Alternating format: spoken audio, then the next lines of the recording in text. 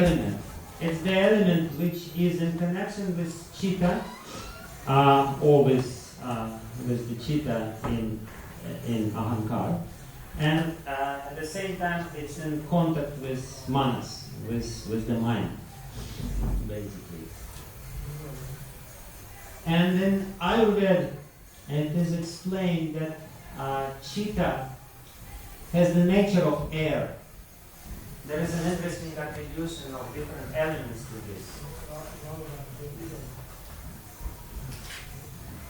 And ahankar, what would you guess? What is the nature of ahankar? Fire. No. Fire. Yes. Ahankar is a very stiff stuff. It's a very rigid element. So it has the nature of earth. And manas. Manas is a very sentimental fellow. It always has certain emotions. So what is the nature of manas? Water, yes.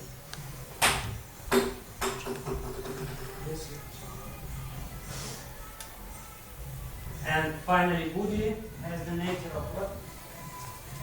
Because it's pradyumna, it has illumination. Fire.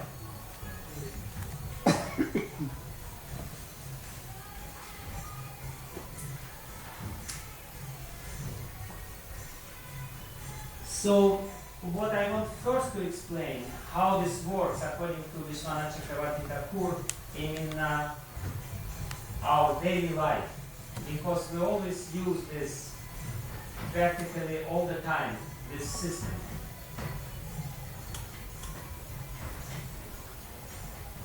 Vishwanath Chakravarti Thakur explains this using the example of a single act of perception. Basically, this is the whole system which is interacting with the external world in a certain way.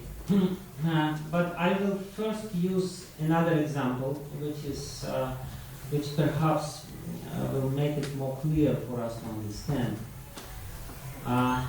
This is exactly the sequence by which elements are used in the act of perception, and also this is the sequence which they were created.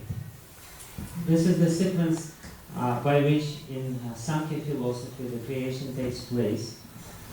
And when our consciousness comes back also in the morning, let's say, when we're waking up, then the same sequence also takes place. When we are in a deep sleep at night, when we're sleeping very deeply, and the consciousness doesn't really work, it's compared with the state of existence which was prior to the creation. And when the creation was taking place, these elements were awakened one after another, and every morning when we wake up, we have basically the same kind of recreation. The mini creation takes place. And first is chitta. And chitta, when we wake up, what is the first thing which we feel? What is the first kind of perception or the first feeling which we have? Besides that, we want to sleep again. That's there. The first thing which is there, the first feeling or the first thought which comes to mind is that exist without I.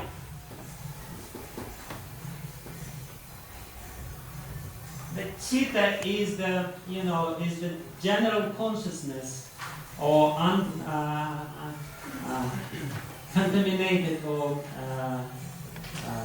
conditioned consciousness which is there, and the soul is energizing this chitta with this energy of consciousness, and this existence is there through the energy of the soul. But basically when we wake up, the first thing is that exist.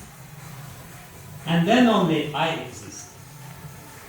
This I comes a split second later. Initially, we don't know I. There is no separate existence, so to speak. It's just first the feeling that I exist, that exists, that there is existence. Something is happening. And then I exist. I remember who I am, and that I'm a brahmacharya. By some freak of my fortune, I have to get up at 3 o'clock in the morning.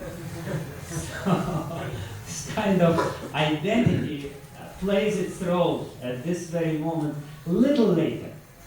Initially, we have this faint feeling that of my existence, of my presence, so to speak, and then this I comes into place. And then, after that, manas starts functioning, and the function of manas basically, if I exist, it means what? It means very simple. I want. I desire. Right? This is what our existence is all about. I want. Because I exist, I want. I need something. I desire something. Or I know something. This is manas. This is the function of manas.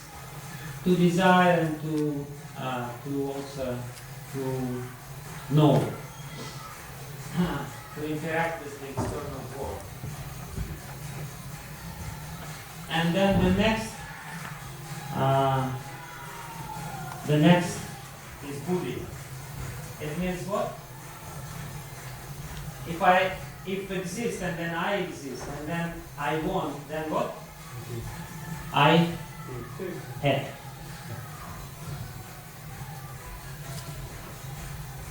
Basically, that's what it is. The action starts, the active element, the buddhi, having the nature of fire, activates into some action, into some course of activities, more or less. And Vishwanath Chakravarti Thakur, he explains it as I said, the same sequence of events when we see something. For example, we see, let's take another example. We go in the street and we're walking by the street and we see some shop, and in the window of the shop there are some items there. So first your chitta registers the existence of something there, and then immediately ahankar appropriates it or establishes the relationship with it. For example, if you go by the shop which sells the ladies' clothes, ahankar immediately says, no, I have nothing to do with it. So you don't even notice it, because all these functions do not even turn on, because on the level of ahankar there is no relationship. Everyone sees in this world only something which has some relationship to him.